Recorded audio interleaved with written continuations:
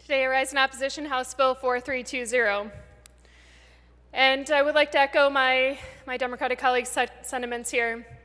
I would also like to remind all of us in this body that this is a deeply personal decision that some of us here have gone through, as well as some people that we know.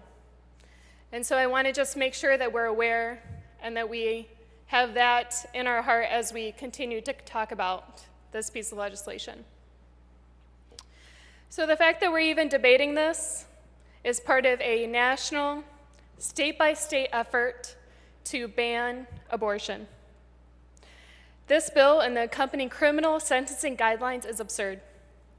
We're asking doctors who take care of your wife, your sister, your mother, your daughters, to become criminals. I don't know about you, but when a doctor is making a science-based medical decision, I don't want them second-guessing. Am I committing a crime, or am I providing the very best medical care to my patient? And let me remind you, this specific procedure, this method ban, the dilation and evacuation, is performed on women whose fetuses are not viable, whose fetuses have died inside her, or she has miscarried and the remaining tissue needs to be removed for fear of infection and other serious complications to the woman. In addition, Mr. Speaker, this bill, I believe, has been filled with lies. The bill's sponsor even stated that there are other viable options that a woman could seek, including mifepristone and mifepristol, that can be used as an option for women instead of seeking a D&E procedure. After consultation with an actual doctor who performs this procedure, this is in fact not true, and a medical abortion by an oral pill cannot be prescribed during this term of a pregnancy because simply it will not work. The main driving force for me is that women ourselves can make the best decisions for our own bodies.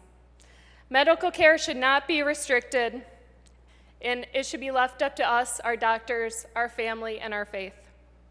And when I spoke with supporters of this bill, they responded that we, the government, we intrude on tons of medical procedures and practices.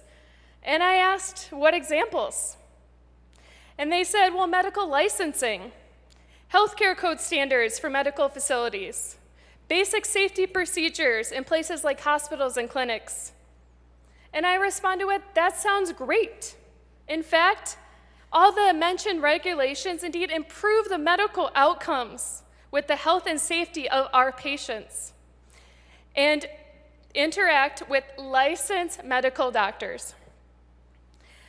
I still can't quite comprehend what this has to do with making it a crime for a specific medical procedure that is the safest method for the woman who is in need. So please stop the scare tactics, stop the lies. Please leave us women alone. Leave us to make our own medical decisions and seek our own medical care. If you cannot trust me with a choice, how can you trust me with a child?